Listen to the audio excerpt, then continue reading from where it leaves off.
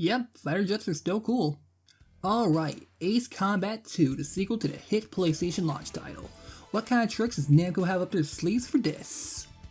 Well, the answer is not much. The game is pretty similar to the last one with just a bunch of quality of life changes, but these changes help set a standard for the series going forward. Ace Combat 2 is a 1997 air combat video game developed and published for the PlayStation by Namco.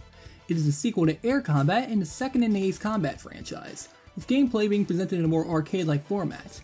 The player controls— wait a minute, this isn't my script, this is a Wikipedia page for Ace Combat 2. Silly me. Oh well, not a big deal, a lot of YouTubers make the same mistake. But I hold myself to a higher standard.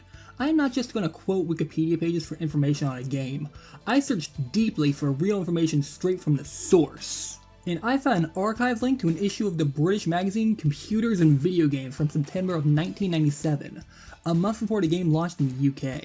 This issue contains interviews with the development staff, so we can learn the exact direction and focus the development team took with the game. And by searching deeply, I mean I just clicked on the citation on the Wikipedia article and downloaded the PDF. One of the two skills I developed over my high school English paper research projects. The other skill is how to wing presentations by talking about random bullshit and spinning it back to the talking points of your project. So let's take a look at this magazine. Damn, this is an insanely packed issue. GoldenEye 007, Star Fox 64, Time Crisis, a Tekken-free move and combo list, and a full report on that year's E3. Final Fantasy VII was shown off, along with Nightmare Creatures and Medieval. Nintendo showed off Banjo-Kazooie, the original version of Conqueror's Quest before it became Bad Fur Day, F-Zero, Ocarina of Time back when it was still just Zelda 64, and of course the cover story of GoldenEye. Sega showed off Sonic R, ports of Quake and Duke Nukem, along with Panzer Dragoon Saga, which was being referred to as Panzer Dragoon RPG at the time. The Sega Saturn didn't live long after this magazine came out, and I can't imagine how many people would know that Panzer Dragoon Saga would go on to become probably the most expensive commercially released video game in the world. Seriously, copies of Panzer Dragoon Saga are so rare they easily fetch over $1,000 secondhand. There are so little copies I can barely find any on Google searches. I saw a copy at a local game store recently and it was going for $1,200, and that's honestly the best price for it I have seen. Namco showed off Time Crisis, Ace Combat 2, along with my buddy Zenith Ragnar's favorite game, Klonoa. PC games were shown off as well, with games such as Quake 2, John Romero's Bitch game, that Blade Runner adventure game that was actually called Blade Runner, the original version of Prey, and Unreal. I bet nobody would have expected that company making that would basically end up controlling the entire video game industry. Konami didn't really have much to show off except for a little game called Metal Gear Solid. Reportedly, after showing it off, a bunch of big-name Japanese game industry legends were visiting the Konami booth and asking about it. Anyway, with all the bullshitting to fill time out of the way, let's start talking about the actual game. What? I was supposed to show an interview from the magazine? I'll get to that stuff later. Don't fuck with my flow, okay? We gotta talk about these things one at a time. Listen, I am still trying to figure out the format of these videos, and what I want to go for is just using the subject of the video as a diving board to jump off and talk about random bullshit vaguely related to it. So unlike the last video, we won't be covering every mission and all the gameplay mechanics because now it's just changed and it wouldn't be that interesting. So I'm still emulating these games with mostly the same settings as last time, but with a few things tweaked. The F&B should look nicer and models should be rendered more accurately, but it's still emulation. Ace Combat 2 released in 1997, 2 years after the original game launched with the PlayStation 1. Despite the last game selling like 2 million copies, the sequel didn't really get much of a budget increase. The developers had a short list of goals for the sequel, which mainly boiled down to make it like the last game but better. So they spent probably a year and a half improving the game on all aspects they could, with major focus on graphics, mission variety, and sound. Starting the game, we get a shot of the inside of a submarine, the natural enemy of the airplane, and are shown a briefing. So the plot's still unimportant. Another coup happened and we gotta go blow some stuff up for freedom or justice or money or whatever. After that, we get this map and sleek wireframe UI that shows what missions we can currently do. This new mission briefing screen is amazing. We have this wireframe model of the map of our targets and the enemy planes we'll be encountering being displayed. We also have a new briefing voice who has some kind of weird Texan accent. Take off immediately and shoot them down. Target B-52 bomber unit. Good luck. Well, with all that information taken in, let's play the game properly. And right off the bat, the presentation is a night and day difference from air combat. Let's take this apart piece by piece. The UI is mostly the same, but a couple minor adjustments to the fonts and layout make it much easier to read at a glance.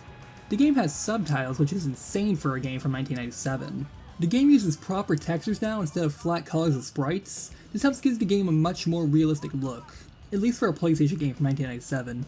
I know that these textures are low resolution, but you can tell that that water has waves, the mountains look rocky, you can see the coastline of that island.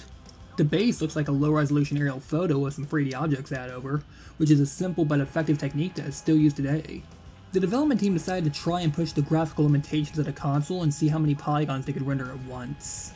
The first game had a mission in a city at night because you needed to hide how things were being rendered, but the first thing they wanted to do with Ace Combat 2 was set a mission in a city during the daytime. After getting the go-ahead from planners, they set out to see how good they can make the mission look and were blown away with what they achieved. They decided to go all in on this graphical upgrade and spent much of the development bringing up the other missions in the game up to par visually. Developers didn't have any budget to travel and do research, so most of the reference material came from magazines, photos they took at air shows, taking note of the view from out the window of commercial airplane flights, and of course watching Top Gun. So the developers used a few magazines, movies, and what little information they already knew to create something accurate and engaging. Relatable. Jeff Gertzman, who worked for GameSpot at the time, praised the game's almost realistic graphics and high, stable frame rate of 30 FPS. This entire review is just like 5 paragraphs long. What the fuck? You were able to play these games early and got paid to do so and just had to write up like 5 paragraphs? I'm not saying Jeff Gertzman is/was bad at his job, I'm just complaining that I'm doing like 10 times the work for no benefit other than convincing my brain that I'm doing something productive with my free time.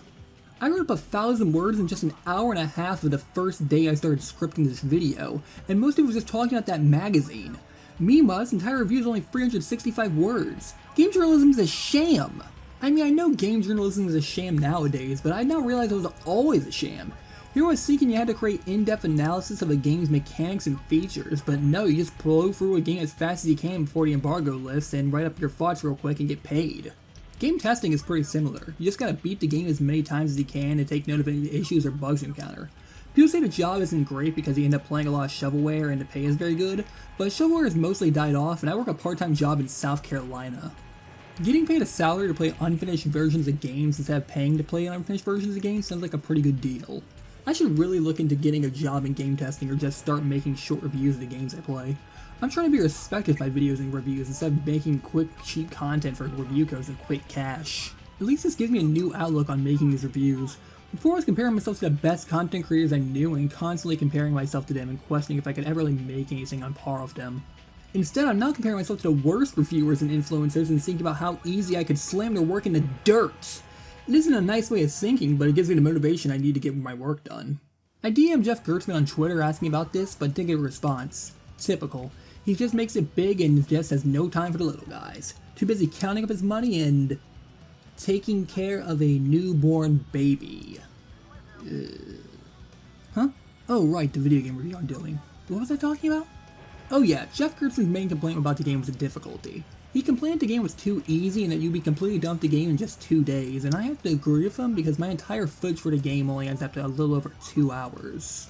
I mentioned the controls and briefly talked about the gameplay in my previous review and how it was kind of tough my first time, but replaying it for the video it was insanely easy. That's still the same for this game. The controls are exactly the same and the same strategies from before still work now. The game is just really easy and I was still playing the game without knowing the triangle button switches targets.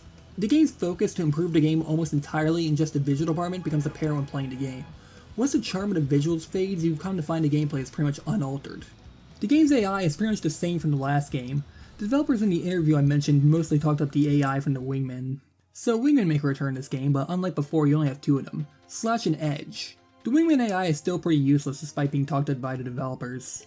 When asked what was special about them, they explained that in the last game they just did whatever was the quickest and most effective way to circle behind the enemy plane and fire a missile. They explained they had a specialist programmer come in to code the AI and that the Wingman would take their roles into consideration for how to handle a situation and apply appropriate tactics in response. Which to me sounds like a massive non-answer compared to the description of the AI from air combat. They are then asked how the Wingman AI differs from the enemy pilot AI, and then just say it's the exact same AI but given a few features the enemy AI can't do. So despite all the talk, the Wingmen are still useless aside from being a distraction and telling you how cool you are. So of course I brought Edge with me on every mission because I need a support waifu. You think you know me?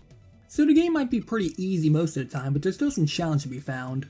New in this game is the enemy aces. These guys are extra tough units who are much more skilled than your standard enemies and have better planes. They can be identified by the fact they have special code names like Superfly, Ricochet, and Razorback.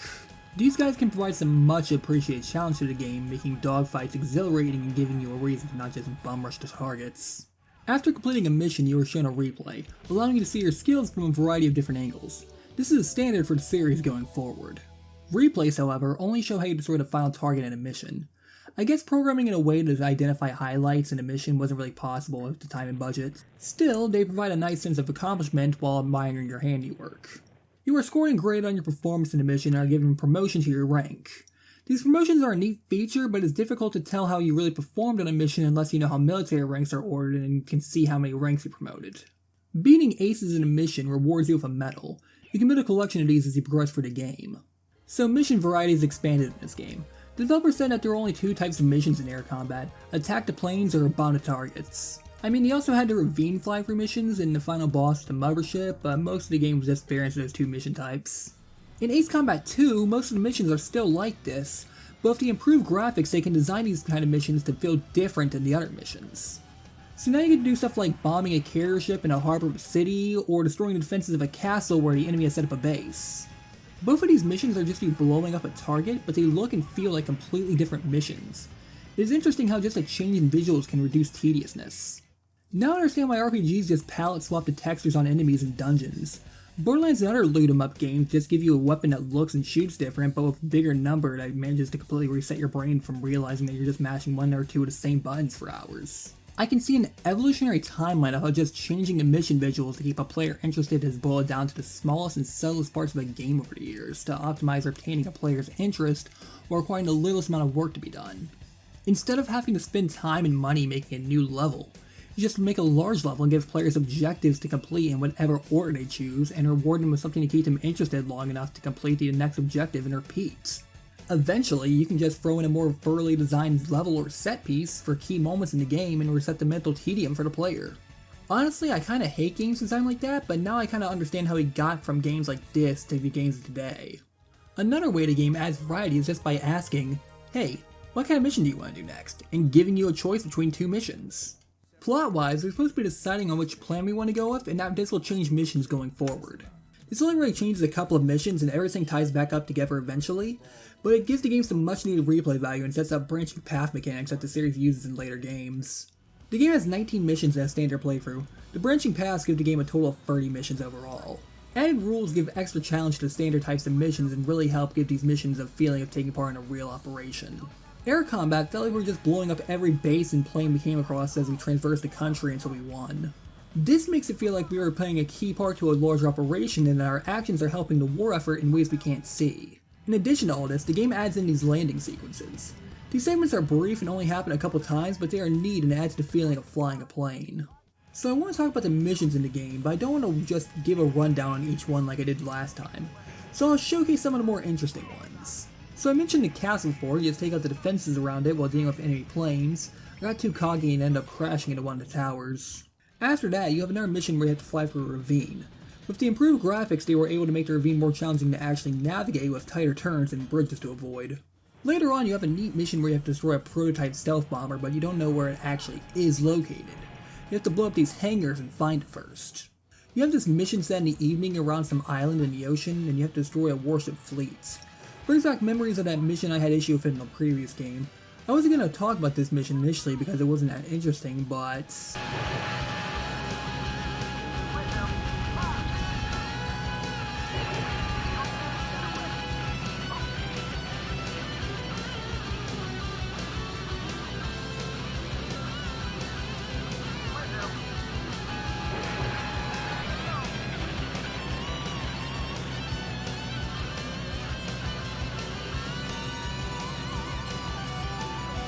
the music, man, the fucking music! Ace Combat is a series known for its music, and this is the first game in the series to really have some bangers. The sound team for this game was made up of like 5 people. In reality, it was more like 3 people because 2 of them were only assistants, so they were mostly like just doing random tasks to help out the actual sound designers. Most of the sound effects from the game were taken from sample CDs that were popular in common back then. You can probably find out what CD was used and what other games use the same sound effects, but I don't really care enough to track that stuff down. I know that might sound surprising considering how I obsess over stuff like this, but I don't really care that much about what sample CDs are used back then aside from just going, that's neat, when someone reveals that 2 games use the same sound effect. So since most of the sound effects were just samples, that means most of the sound teams spend most of their time working on the music. Developers heard the music in Top Gun and decided they were going to do the same thing and went crazy. However, they were worried that the soundtrack would be overlooked as just a knockoff of Top Gun, and with the diverse context of the missions, guitar-slashing rock music wouldn't really fit the whole game. The game actually has a fairly wide variety of music, like the track Dead End, which is just a mix of drum and bass and the closest thing you can get to a synth in MIDI form.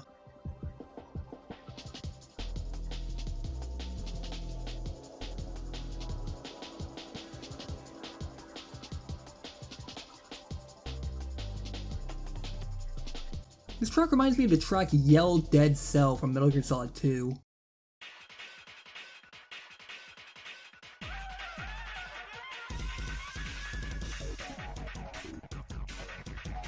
I assume the style of drum and bass is very common, but that's fine because I love it. It reminds me of 90s cyberpunk. The game uses the music really well. In a mission where Dead End plays, you have to fly really low to sneak up to a base, and once you make it to the base, you're free to fly however you want and take out targets, and the soundtrack switches to the track Blow Away.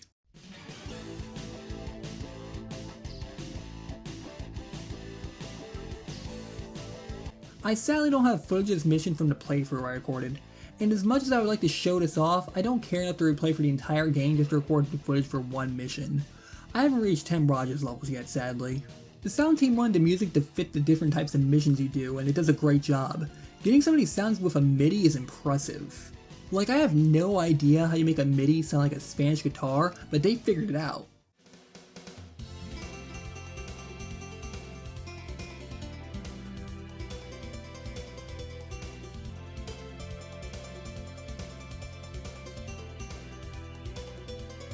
The music in this game is great and does wonders to help with the tone of missions. The mission titled One Night Stand is nothing we haven't seen before, just another ravine mission. But this mission shows exactly how well made this game is. The fact that we get the exact same kind of mission, but they still somehow manage to make it interesting.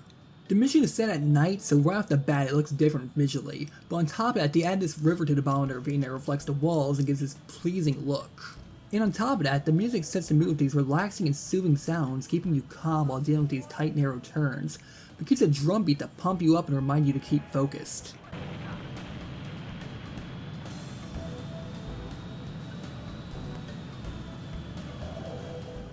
Along with the music and visuals, the ravine has multiple paths you can take, making it start to feel like a labyrinth you need to navigate to find an enemy base at the end. One of the missions I had the most difficulty with was this mission set in the rainforest where you had to take out these air defense systems but not the power plants next to them. This isn't so bad if you know how to switch targets, but I was still stupid, so I had trouble avoiding the missiles while trying to avoid locking onto the power plant structures. Another mission has you flying around a canyon and flying low to shoot missiles into these vents to destroy them. I didn't have any issue with this mission, but after I destroyed the last vents, the game took control of my plane and crashed into the wall. I still completed the mission, but I got charged with the destruction of the plane. At least you don't permanently lose planes like you did in the last game. One of the coolest missions is this one where you have to destroy a geothermal plant, but you can't get inside it. So you have to wait until a spy inside the plant opens the vent, but they will only be open for a minute, so you have to quickly fly in and blow it up. This mission has us committing war crimes and blowing up enemy defenses in the city. You have to take out these highways they're using as makeshift takeoff ramps. Ha! They thought we wouldn't dare attack possible civilian structures, but Daredevil was at fault for putting key strategic targets next to him. Finally, we have to destroy the enemy headquarters, which looks suspiciously similar to the White House. I crashed into the defenses of one of the towers again like I did in that castle mission, but managed to not have any issue the second time around. So at this point you would usually get the normal ending. I was asked if I fought the secret boss by some people after I told them I was doing a review of this game. So here I was, suddenly thinking I completely missed a huge part of the game and I had failed as a reviewer. No better than the game journalist I put down earlier in the video. I had failed you, the viewers, I had failed myself, I had failed Ace Combat, and most importantly, I had failed Tim Rogers. What was I even thinking? I should have been playing for the game on every difficulty mode and then playing through every game in the series well before ever even thinking about putting pen to paper. Then of course I'd have to look up multiple interviews about the game, research the pop culture in both Japan and America at the time. I would then have to consume the media that the developers and players likely had consumed at the time in order to get into the right mindset. Christ, what was I even thinking? Reviewing Ace Combat without ever having even seen Top Gun. I guess I'm a loser for that too. Plus, I'm not even playing and recording on real hardware with a real copy of the game. Emulation! What am I thinking? Who am I kidding? Yeah, I can never be as good as Tim Rogers. Who am I kidding? But maybe I don't have to be as good as Tim Rogers. Maybe nobody can be as good as Tim Rogers. Maybe not even Tim Rogers can be as good as Tim Rogers. I know this is a confusing statement. Let me explain. I don't know Tim Rogers. I just follow him on the internet. My expectations and image of Tim Rogers in my head, and perhaps even other people's heads, could be a completely unobtainable ideal that not even Tim Rogers himself could achieve. So the expectations of Tim Rogers may never meet up with the reality of Tim Rogers. Tim Rogers himself has insane expectations of his own reviews, and sometimes even he can't meet them. Tim Rogers himself can't compare to the Tim Rogers in his mind. But does that make Tim Rogers bad? No! Tim Rogers sets a standard for himself so high that any complete work of his that still fails to meet his standards still completely blows everyone else out of the water in terms of content creation. You're probably asking, Gas, who the fuck is Tim Rogers? What does this have to do with Ace Combat 2? Who Tim Rogers isn't important. He is a method for the metaphor. This has nothing to do with Ace Combat 2, but it does have to do with the review of Ace Combat 2. What is important is that I understand what I should be focusing on. What I should be doing is not worrying about failing to meet standards I set for myself or even the standards set by other people. I should be thinking of how high of a bar I can set for myself and seeing how close I can even come to that bar. Aim higher, fail faster. I can try and reach higher and higher, and even when I fail, I can try again and again until I look back and realize I had far surpassed what I could originally do. And when you set high standards for yourself, you may kind of find out you managed to succeed more than you even realized. Because that is exactly what happened. I did defeat the Zoe and unlock the bonus mission. I did blow up the C5 transport at the end of mission 5 and unlock the hidden mission that I didn't even realize was hidden. I did all of that by playing for this game normally, because I am good at these playing games. I am qualified to review a PlayStation 1 game from 1997. I am a real gamer! Now let's beat this game. So after finishing that last mission, we found out that they had a submarine escape. So we have to go take care of that real quick. This isn't that big a deal, just shoot a couple missiles and we're done.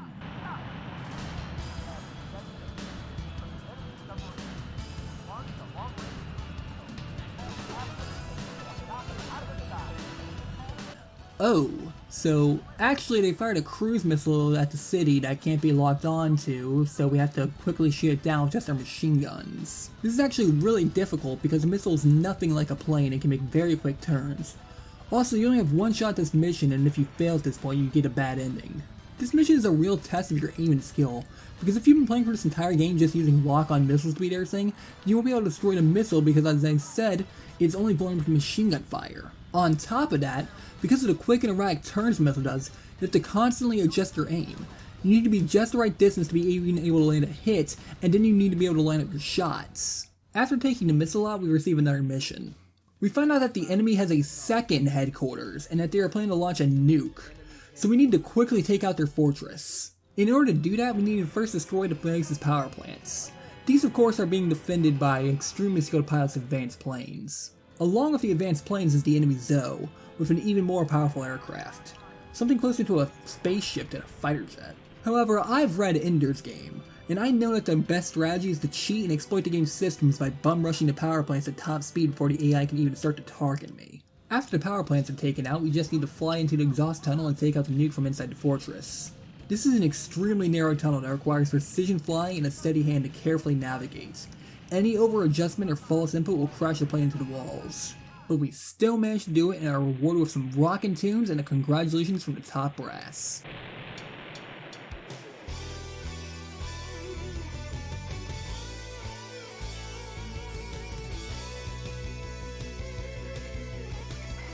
From Operation Headquarters to each fighter, we have confirmed that the enemy fortress is destroyed. Thanks to your great effort, the enemy has been completely suppressed. Return to base immediately. Repeat, the enemy's forces have been completely suppressed. Our operation was successful. Return to base immediately. And that is Ace Combat 2, a complete improvement to the original game that manages to blend its visuals, music, and gameplay together to create an incredible feeling of flight and combat. This game actually sold less than the previous entry since the last game was a launch title, and at this point in the PlayStation's life cycle there was a lot more competition. You saw me talking about how packed 1997 was for video games. Final Fantasy VII was coming out in a few months. Do you think kids are going to ask for the sequel to the playing game they already had, or for one of the biggest games of all time that PlayStation spent over $1 million advertising? The game still sold well with just over 1 million copies, which for 1997 video game budgets is a huge success. The game got a remake on the 3DS that expanded on the plot by actually giving it one. This game would set the standard for a lot of series staples, and its influence can still be felt in later games. That does it for this review. Next up is Ace Combat 3, the game that made me want to review these games in the first place. I plan to start work on it right after this one, no break this time. I gotta try and finish it up quickly before I'm completely swamped with games again. Update from this, I probably am going to take a break, not too long, but I have not really got to play too many games because I've been like so worried about making this video and just like neglecting letting myself enjoy myself and have fun because I keep thinking about how I'm procrastinating for not working on this. It's currently like 1:30 in the morning and I've been like recording and editing audio for like 3 fucking hours and I'm in this like Chinese fucking torture chair that I ordered online, but it was like too fucking small, and like everywhere you sit in it, like some piece of plastic or whatever is just like poking into you from the fucking side, and fucking it's a pain in the ass. So, no idea when the next one's gonna come out, but it's going to be worked on. I'm gonna try to have it out, hopefully before the end of the year, and I don't know how heavy it's gonna be because like it's gonna be long. Like, I thought this video would be a shorter video, but it's already ended up longer than the previous video.